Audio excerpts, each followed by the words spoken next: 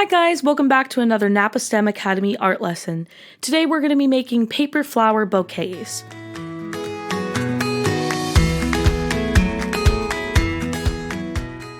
Let's have some fun using our imagination and creativity in making paper flowers in celebration of May Day.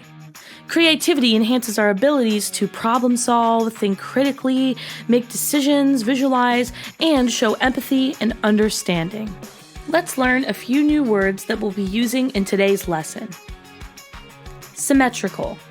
When something is the same on both sides of an axis, with a line down the middle, it is symmetrical. An example of symmetry is a circle that is the same on both sides if you fold it in the center. Imagination is a word that describes when you use your brain to form new thoughts, ideas, and stories. For example, close your eyes.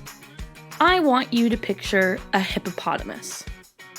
Now picture that hippopotamus with a big purple top hat on. Did you do it? That is your imagination at work. Our imagination is important because it helps us with things like creativity, which is the making or inventing of something original using your imagination. A bouquet is a bunch of flowers, often arranged in a special way to look beautiful.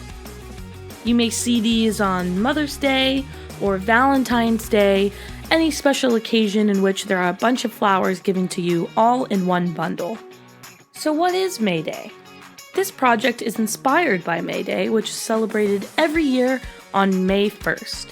Many cultures around the world celebrate May Day as a symbol of the beginning of summer. Singing, dancing, and other activities are common ways to mark the day. Since the month of May is associated with blooming flowers, we'll be making our very own bouquet of paper flowers in honor of May Day. Without further ado, let's get creative. The things you'll need for this project are tissue paper, scissors, glue stick or white glue, construction paper or colored paper, preferably thin or lightweight paper, ribbon or yarn, a pencil, and some pipe cleaners. We'll begin with your construction paper or colored paper. Cut out some flower petals. You can do 4 to 10 symmetrical shapes per flower in the shape of a large teardrop. For step 2, carefully cut out stems and leaves for your flowers. Next, twist or fold the pointy ends of the petals and glue the tip in place for 10 to 20 seconds, or have a parent help you use a glue gun.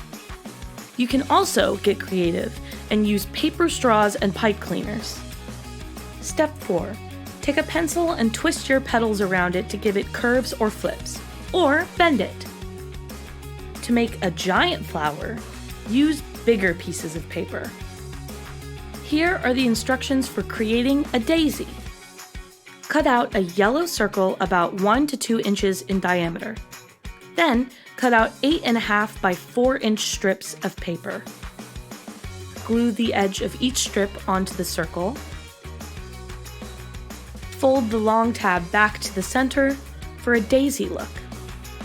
To make a big daisy, just use bigger pieces of paper. If you'd like to create a rose, start with a square piece of paper. With your pencil, draw a spiral starting from the center and then work your way outward. Starting from the outside, cut your spiral in towards the center and then stop. Take your paper and twist it around to form a rose. If you'd like to make a larger rose, use a large piece of paper. For tissue paper flowers, you'll start out by cutting out 4 pieces of 4 inch by 4 inch squares of tissue paper. Then you'll stack them on top of each other, fan fold them 1/2 inch long. Twist a pipe cleaner like a hook. Hook it down the middle and wrap it around 2 times, leaving a long piece for the stem.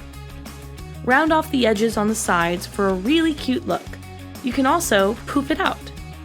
To make a larger flower for walls and windows, double or triple the size of the tissue paper. Looking for a challenge? Here are some ideas. You can take it a step further and make a 3D card for someone, Or you could go on a walk or take a stroll around your yard and find a flower you love and try to copy that flower's design using the paper flower skills you're learning. You can also decorate a doorway or a window for a festive look. Here are some things you can study about flowers in the real world. Can you identify the parts of a flower? Flowers are just about every place we look, whether it's in our yard or on a walk.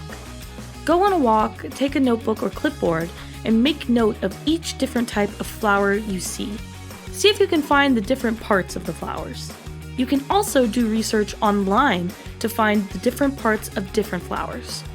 Here are some fun additions you can add to your project.